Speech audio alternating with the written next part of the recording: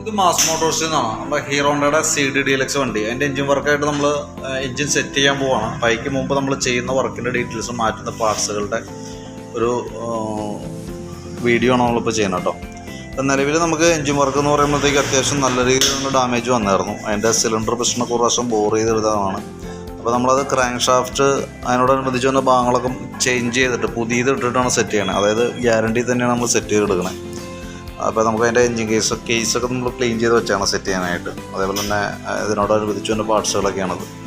അപ്പോൾ അതിനകത്ത് നമുക്ക് മൂന്ന് ഐറ്റം നമ്മൾ ലെയ്ത്തിൽ റിപ്പയർ ചെയ്തെടുത്തിട്ടുണ്ട്. അതിനകത്തൊന്ന് ഈ ക്യാം ഷാഫ്റ്റ് എന്ന് പറയുന്ന യൂണിറ്റാണ്. അതിൻ്റെ ഈ സൈഡിൽ വന്ന ബെയറിങ്ങുകൾക്ക് മാത്രമാണ് അതിന് കംപ്ലയിൻറ്റ് ഉണ്ടായുള്ളൂ. ആ ക്യാം ഷാഫ്റ്റിന് വേറെ പ്രോബ്ലം ഇല്ലാത്തത് കൊണ്ട് തന്നെ ആ കംപ്ലയിൻ്റ് ഉള്ള സൈഡ് ബെയറിങ്ങുകൾ മാറ്റിയിട്ട് പുതിയത് സെറ്റ് ചെയ്തിട്ടുണ്ട്.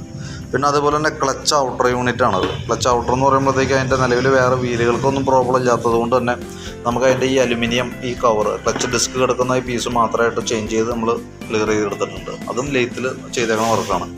പിന്നെ ഈ ഹെഡിൻ്റെ ഈ വാൽവ് മാറ്റി വാൽവ് സീറ്റിംഗ് ഒക്കെ ചെയ്ത് അതിൻ്റെ വാൽവിൻ്റെ ഒരു ഗൈഡും ചേഞ്ച് ചെയ്തിട്ടാണ് നമ്മളിപ്പോൾ എടുത്തേക്കുന്നത്. ഹെഡ് പഴയ തന്നെയാണ്. ശരിക്കും ഹെഡിന് അങ്ങനെ കംപ്ലയിൻറ്റ് വേറെ വരില്ല. അതിൻ്റെ വാൽവ് ഗൈഡും വാൽവുമാണ് നമുക്ക് പ്രോബ്ലം വരാം. അപ്പോൾ അത് നമ്മൾ വാൽവും ഗൈഡും മാറ്റിയിട്ട് നമ്മൾ റീസെറ്റ് ചെയ്തെടുത്തിട്ടുണ്ട്. ബാക്കിയത്തെ പാർട്സുകളൊക്കെ തന്നെ നമുക്ക് റീപ്ലേസ് ആണ് ചെയ്യണത്. കാരണം എന്ന് വെച്ചാൽ അത്യാവശ്യം ഒരുവിധം പഴക്കമുള്ള വണ്ടിയാണ്. അതും പ്രകാരം നമ്മളത് ക്ലിയർ ആയിട്ട് തന്നെയാണ് ചെയ്തു പോകണം. ഇപ്പോൾ നമുക്ക് ക്രാങ്ക് ഷാഫ്റ്റ് അസംബ്ലി പാടിയാണ് മാറ്റുന്നത്. അപ്പോൾ നമുക്ക് അതിന് വരുന്നത് 3775 രൂപയാണ് നമുക്ക് അതിൻ്റെ കോസ്റ്റ് വരാം. സിലിണ്ടർ പിസ്റ്റൺ കിറ്റാണ് വന്നത്. കിറ്റിന് നമുക്ക് 2250 രൂപയാണ് അതിൻ്റെ റേറ്റ് വരാം. പിന്നെ ക്ലച്ച് ഡിസ്കും പ്ലേറ്റും ഇതുമ്പോൾ വണ്ടിയുമ്പോൾ കിടന്നിരുന്നത് ഒരു കുറഞ്ഞ ബ്രാൻഡിൻ്റെയാണ്. MK എന്ന ഒരു ബ്രാൻഡിൻ്റെ കുറഞ്ഞ ക്ലച്ച് ഡിസ്ക്കാണ്. അത് നമ്മൾ കമ്പനി ആയിട്ടാണ് നമ്മളിപ്പോൾ ചെയ്യുന്നത്. അതിനോടനുബന്ധിച്ച് നല്ല ഭാഗങ്ങൾ നമ്മൾ ചേഞ്ച് ചെയ്തിട്ടാണ് റീസെറ്റ് ചെയ്യുന്നത്.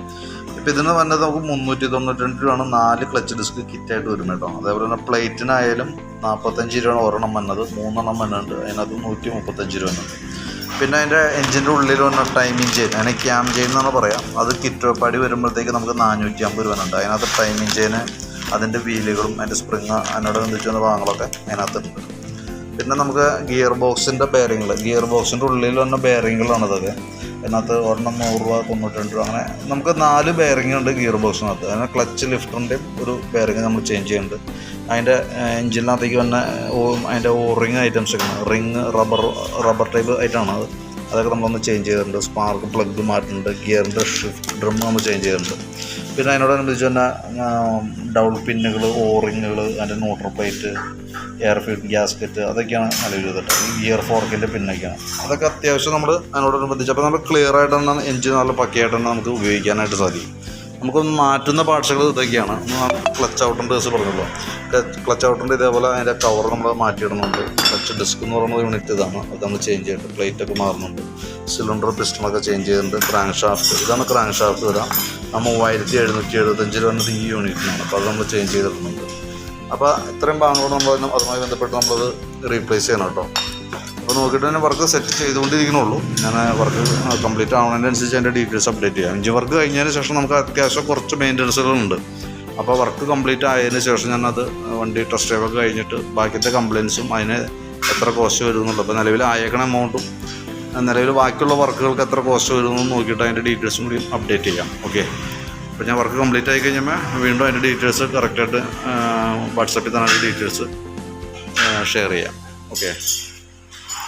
മാസ് മോട്ടോഴ്സിൽ നിന്നാണ് നമ്മുടെ ഹീറോണ്ട CDDLX വണ്ടിയുടെ എഞ്ചിൻ വർക്ക് സെറ്റ് ചെയ്തിരിക്കുന്നുണ്ടോ. അപ്പോൾ അതിനകത്ത് നമ്മൾ എഞ്ചിൻ്റെ ഭാഗങ്ങൾ എന്ന് പറയുമ്പോഴത്തേക്ക് നമ്മൾ ക്രാങ്ക്, ഗിയർ വീല് കാര്യങ്ങളൊക്കെ ഓൾറെഡി നമ്മൾ സെറ്റ് ചെയ്തതാണ്.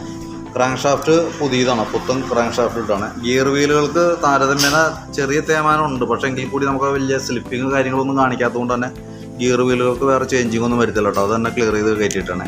ഈ ഗിയർ ഫോർക്കിൻ്റെ ഉള്ളിൽ വന്ന പിന്ന് മാത്രമാണ് നമുക്ക് തേയ്മാനം കാണുന്നത്. അപ്പോൾ അത് നമ്മൾ ചേഞ്ച് ചെയ്ത് പുതിയതിട്ടുണ്ട്. പിന്നെ അതേപോലെ തന്നെ ഇവിടെ നോക്കി കഴിഞ്ഞാൽ ഗിയർ ബോക്സിൻ്റെ ബെയറിങ്ങുകളൊക്കെ നമ്മൾ ചേഞ്ച് ചെയ്തിട്ടാണ് പുതിയ ബെയറിങ്ങാണ് സെറ്റ് ചെയ്തത് കേട്ടോ. അപ്പോൾ ഇതിൻ്റെ നമുക്ക് ഈ വീല് നിൽക്കുന്ന കാരണം ബെയറിങ്ങിൻ്റെ ഇത് കാണാൻ പറ്റില്ല.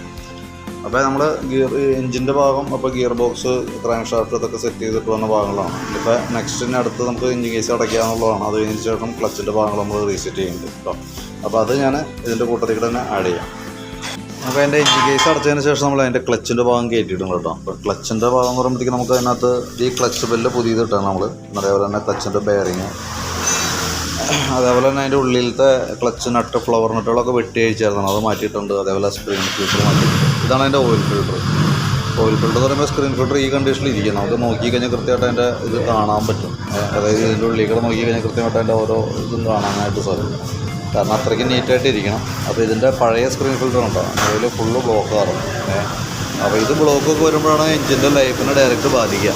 അതായത് ഓയിൽ പമ്പിങ്. അപ്പോൾ ഇതിൻ്റെ ഉള്ളിൽ കൂടെ ഓയിൽ പമ്പ് ചെയ്തിട്ട് ക്രാങ്ക് ഷാഫ്റ്റിൻ്റെ ഇതിൻ്റെ ഉള്ളിൽ കൂടെ ഈ കണക്ടർ റോഡിലേക്ക് പമ്പിങ് പോകുന്നുണ്ട്. അപ്പോൾ അതിൻ്റെ ഫ്ലോ കുറഞ്ഞു കഴിഞ്ഞാൽ സ്വാഭാവികമായിട്ട് അതിനകത്തേക്ക് കംപ്ലയിൻറ്റ് വരും. അപ്പോൾ അത് നമ്മൾ ആദ്യത്തെ ഒരു മാസത്തിനുള്ളിൽ അല്ലെങ്കിൽ 1000 കിലോമീറ്ററിനുള്ളിൽ നമ്മൾ നിർബന്ധമായിട്ട് ചെയ്യണം. അതിന് ശേഷം നമുക്ക് ഓരോ 2 ഓയിൽ ചേഞ്ച് കഴിഞ്ഞ് 3ാമത്തെ ഓയിൽ ചേഞ്ച് വരുമ്പോൾ അതൊന്ന് അഴിച്ച് ക്ലീൻ ചെയ്യുക. ഈ റോട്ടറിൻ്റെ സൈഡിലും ചെളി പോലെ അങ്ങനെ ഒന്ന് പിടിച്ചിരിക്കും. അത് ക്ലീൻ ചെയ്ത് കയറ്റാണെന്നുണ്ടെങ്കിൽ എൻജിൻ ലൈഫ് ഒരു 99% നമുക്ക് കറക്റ്റ് മാക്സിമം അതിൻ്റെ എൻഡ് വരെ നമുക്ക് ഉപയോഗിക്കാനായിട്ട് സാധിക്കും.